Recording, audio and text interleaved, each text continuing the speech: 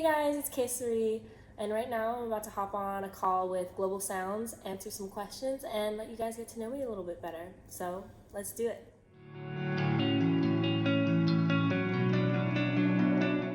So my stage name was actually given to me by my mom. My birth name is Nicole Glucksman, which is, very Jewish and very white, and there's nothing wrong with that. But, I grew up in Asia my whole life. My family isn't Jewish, I can never really relate to my name living my whole life in Asia, and it always made me feel living here too white to be Asian. And so growing up in Hong Kong, I didn't speak any Cantonese, so I felt like an outsider there. I felt like a guaylo, which is what they call foreigners, even though I'm half Asian. And I grew up learning Mandarin instead of Cantonese in school, so I would speak it at home or with my grandma. And when I moved to Bangkok, I didn't know any Thai, and that just further emphasized, this feeling of being an outsider. On the other hand, like when I would visit family in the US, I'd feel, too Asian to be white, if that makes sense. I didn't know what American football was. All my friends and I played and watched rugby. I never really enjoyed eating American food. I identified as being Asian, but everything on the outside looked and felt just so white. So I asked my mom, if you were to give me a Thai name, what would it be? And she said it'd be Kessari, and so I just went with that, and it kind of stuck.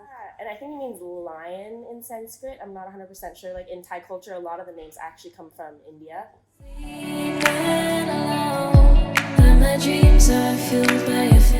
All time is definitely like Billy Joel, I would have to say. Like I grew up listening to him, and like I have all of his vinyls just from like my dad's basement. I really drew inspiration from like his kind of songwriting process. I wish I could play the piano like he did, because he's so amazing. But right now I would say I've been listening a lot to the albums like Comfort Crowd by Conan Gray, What Could Possibly Go Wrong. Love him. Right? So good. Oh my gosh. Heather is so good. Heather is so good, and so is oh my gosh, I'm gonna space on it. Affluenza I really liked, and oh my gosh, yeah. Literally that entire album I just listened to on repeat. What Could Possibly Go Wrong by Dominic Fike is also amazing. I don't know if you guys have heard of it or listened to it yet. But Vampire, Chicken Tenders, so good. And then lastly, Love Is Not Dying by Jeremy Zucker. That was probably my quarantine album, because it came out in April, and like my roommate and I just listened to it on repeat while we were in lockdown in New York.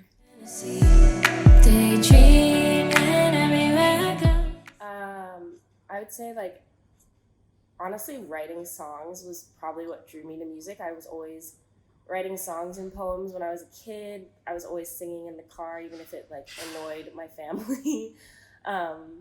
And I drew inspiration, like I said before, from Billy Joel a lot, like, and performed his songs in front of my family all the time when I was a kid. At one point, I was pretty sure I was Ariel, the Little Mermaid, because she had such an amazing voice. I'd pretend to be her and like sing her songs in the swimming pool with my cousins. And they would always make fun of me, but I was obsessed with, anyone who could sing on TV. I did, however, once I got to uni, stop writing. I think, just got so busy, transferred into music business. Everything was just like so hectic, and so I just didn't really have the time to write. But once I went to study abroad in London and I was traveling around Europe with my friends, the muse just kind of came back. I had so much to write about, and I couldn't stop. Like I carried around this like notebook my friend gave me for Secret Santa right before we went to London, and he was actually there with me. His name's Alper. And I wrote 16 songs in 4 months, like one song a week, which is crazy. But and so those are the songs that I've been working on now with my friends. And now I'm actually at the point where like the songs have caught up to like where like the music that we're working on with people. I'm like, oh my gosh, I have to start writing again. But then I'm excited too, because that's like my favorite part of the process. So I don't have to face reality, and I wanted this break. It was the right thing to do, but it's been 5 months and yet I'm still not over you. So I think I initially decided to go, or wanted to go to NYU like after my junior year of high school. My school did this choir trip to New York on spring break, and we performed at Avery Hall in Lincoln Center, or Avery Fisher Hall in Lincoln Center, and going to New York with your friends, not your family, it's obviously different. And then fast forward, I was moving into NYU on Fifth Ave. And I would say like the last 4 years, I did transfer into music business my sophomore year, but just the last 4 years of living in New York in general, it's influenced my music by just having all these different kinds of music at your fingertips, being able to go to festivals, go to concerts, open mic nights, like every month at least, exposed me to so many different kinds of music and genres and different kinds of people. Like being in the music business program, I was introduced to so many different like smaller artists too, which I've never really experienced in Bangkok, because the live music scene here is, you see artists that are signed by majors. You don't see any indie artists, you don't see any small artists who are doing like their first show on stage. Like I went to Wendy Lane in Brooklyn, and I think it was their first show, and I was like, dude, this is amazing, and as a result, I began experimenting with different sounds, lyrical elements, and melodies when creating my music. And so, yeah, I think that's definitely been the biggest impact living in New York has had on my music.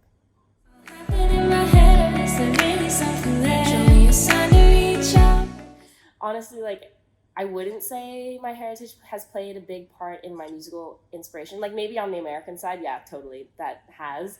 But in terms of like my Thai side, I never really grew up listening to a lot of Thai music. Like the only artist I really knew growing up was this woman named Tata Young, who is known as like the Britney Spears of Asia. She was like everywhere on like billboards and stuff, and like loved her. But I did grow up listening more so to like K-pop and J-pop, bands like SHINee and Girls' Generation. I don't know if you guys know them. Love them. Right? Oh, so that was my childhood. That's what we would listen to. That's what we would dance to in classes.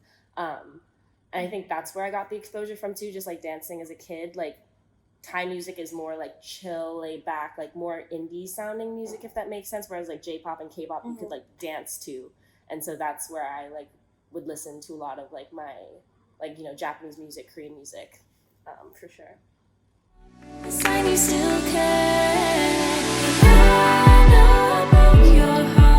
Okay, Tata Young definitely is, one here. And then also another artist I would recommend is this girl named Violet Wartier. She just released her first EP back in June. She's a Thai-Belgian artist, and the album's so great, and it's completely in English. I would say, I listen to a lot of Angèle as well. She's Belgian, I believe, too, and her songs are in French. It's really great. Another one in Thailand is this rapper named Kun O.C. It's amazing to see how his, like, music career has, like, blown up here in Thailand, too, like, being a rapper from, I think he's from the States, but he went to school here. He lived his whole life here, and so he decided to, like, start up his music career here as well. Trying to think. Let me look at my Spotify playlist. What other artists do I listen to? I would say, obviously Blackpink, BTS are two of like my favorite artists that are international as well. And another one I guess I listen to a lot of French music. Lompal is another one of my favorite artists in France, and he's also a French rapper, and love his music. Trust me, you broke mine. Yeah, so going to see shows, I guess you'd either go to this place called BTEC Bangna or Impact Arena, and those were like multifaceted arenas. Like you'd have like soccer shows there, you'd have concerts, like, and they were huge stages because obviously anyone who comes to Thailand is signed to a major label. So, I saw Lady Gaga here come out of her like giant vagina in 8th grade, and I was like, oh my gosh, this is holy. Saw like Bruno Mars. They would also host all of like the festivals there. So one of my favorite festivals was this festival called Watersonic, and it would happen in November of every year. And basically like you're in a huge mosh pit and they're spraying water at you while the DJs are performing on stage. And then I think it was Dimitri Vegas and like Mike, like all the international kids, we pushed and shoved. So we were in the entire front row, and Dimitri Vegas, or he was like actually DJing, like Mike came around with like this giant bottle of Grey Goose and was just like pouring it into everyone's throats. It was so funny. Like that sounds so lit. It's just that was like I was just like, okay, only in Bangkok, because I feel like that would never happen in New York, like in a New York show. Like, oh my gosh, Bangkok's so ratchet. But in terms of like my favorite place to go with my friends, it was the street called Kessari. I don't know if you guys have heard of it, but it's like a backpacker street, and you'd see like the most insane stuff there every weekend.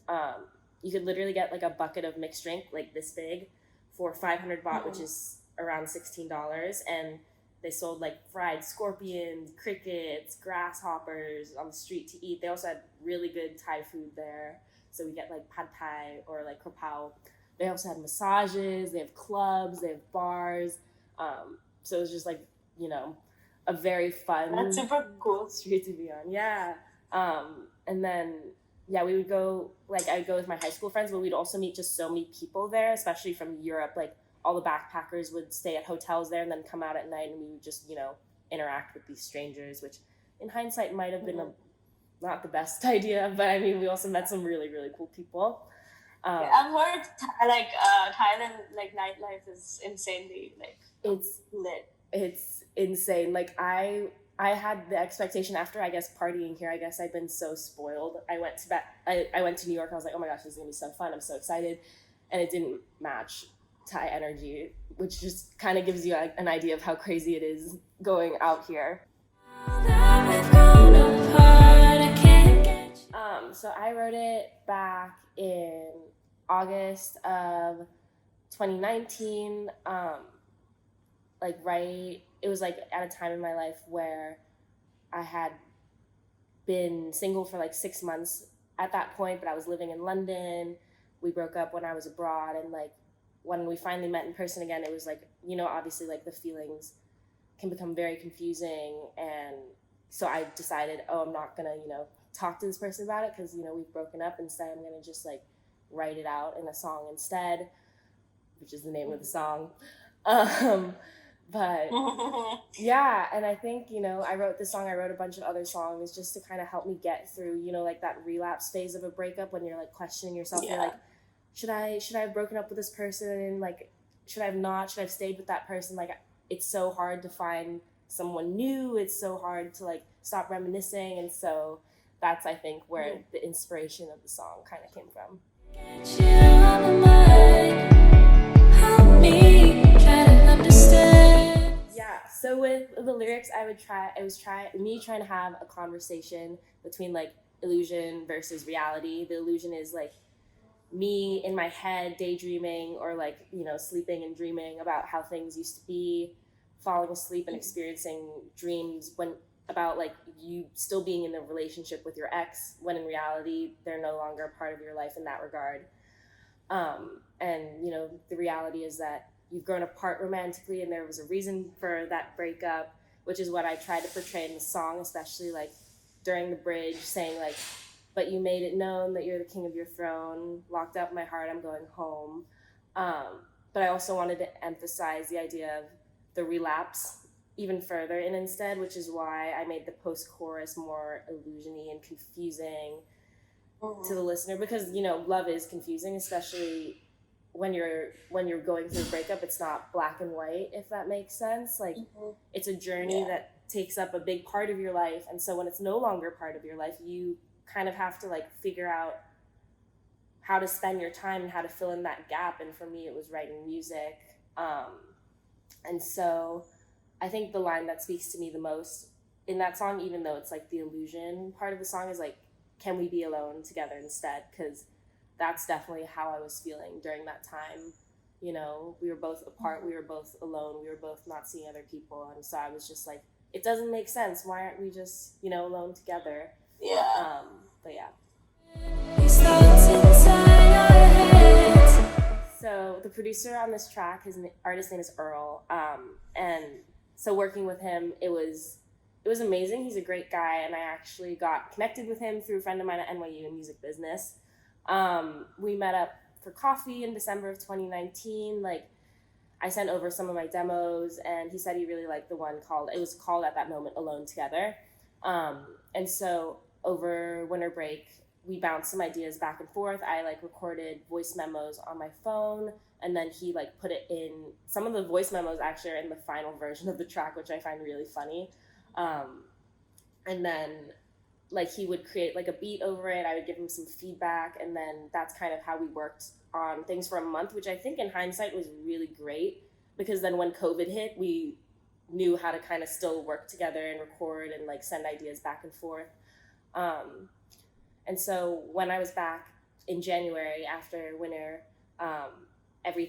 we like recorded 2 or 3 sessions. We needed one more session. We were like, oh, we're so excited. But that week literally was when, you know, school shut down, when like spring break was happening and like no one was coming back. And, you know, we wanted to be safe, obviously. So we decided I haven't seen him since March, because we were just kind of too scared of like, me and my flatmate, we were kind of too scared of like going to see other people. She was like the only person I saw for I think 6 weeks once COVID came to New York. So we adapted, we found a new way to work together. And we're actually working on 2 other tracks together right now. So I'm super stoked about that. I made a joke. I was like, we can make an EP. He's like, actually though. I was like, so. Yeah, excited to hear it. Kiss me,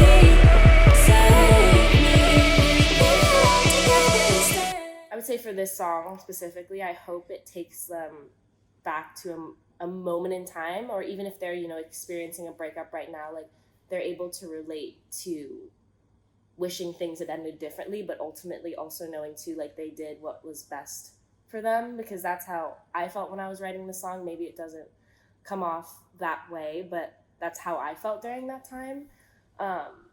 Because I feel like too, there's no such thing as like a good breakup, if that makes sense. Like, yeah, like you can end up being friends with your ex, and like I am still friends with this person, but you know, like every breakup sucks. And so yeah, especially when it's still so fresh in your mind, and like you get all of these like triggering stimulus around you, and you still feel drawn to that person because there's still chemistry there, like, but you're like, no, I don't want this. Like, this is like not what I wanted. Like, there was a reason for the breakup. And so I hope people can feel that tension when they're listening to the song, and they can relate to that aspect of it, where you're kind of like in your head and you're going like back and forth, like yes, no, yes, no. And then I would hope, like, obviously, like all the songs that I've written so far are mostly love songs. So I hope people can relate to like the content I'm releasing in that regard. But I think in like a grander scheme of things, in terms of artistry, like being in Bangkok right now, releasing this music, like being an international artist, like I hope people start to, you know, diverge a little more from just like listening to very like Western music, if that makes sense, or not even just Western music, but just music that's made in America, music that's made in the UK, because I feel like those are the 2 hubs right now that take up 80% of, you know, like Spotify and everything. And I hope my music encourages people to, you know, keep expanding, because there's a lot of music even in Thailand where it's like artists are singing in English, but just because they're not from, you know, LA, they're not from London, they're not from New York, like people don't feel as inclined to listen to them. So I really hope like that's what I kind of want to do, and I want to promote going forward as an artist, is like promoting other people who are singing in English, French, Thai, Chinese, like through my platform, and like I guess kind of making people excited about like experiencing that kind of new music, if that makes sense. And then with that would also come, you know, learning more about global events, you know, being more educated on, you know, natural disasters or like things that are happening outside of the US. You know, like I went to uni with this expectation of, yo, everyone's so educated in New York, like it's such an international school, I'm so excited. But welcome week, I was asked what it's like to live in a hut without electricity. And I was just like, are you serious? Like this is New York City. I guess like the girl was from like South Dakota or something, but I was still like, bro, like you're in New York. You're really gonna ask me that question? And even that's like obviously a big deal, but every month I feel like I was asked like, oh yeah, like, so in Taiwan, and I'm like, no, it's Thailand, you know, like, oh, so you speak Taiwanese in Thailand, and I'm like, no. So it's just like little things like that, and like obviously like I kind of learned to take it with a grain of salt, but I hope through, you know, listening to more international music, people will become more culturally educated, and like it's not even that they're being insensitive, it's just that they're not educated, and the reason for that I think is a great part of like American media only focuses on American issues. So, you know, hopefully with the music, you can, like, you know, do, like, doing interviews, like, with you guys, or doing, like, vlogs and stuff, too, just showing people and educating people through interesting content is what I hope to pursue through this artistry, as well as, you know, hoping people like my music and relate to my music, too, because that can be pretty cool as well. Yeah, we're glad we can be a part of that experience. Dude, so happy to be here. Stay, yeah.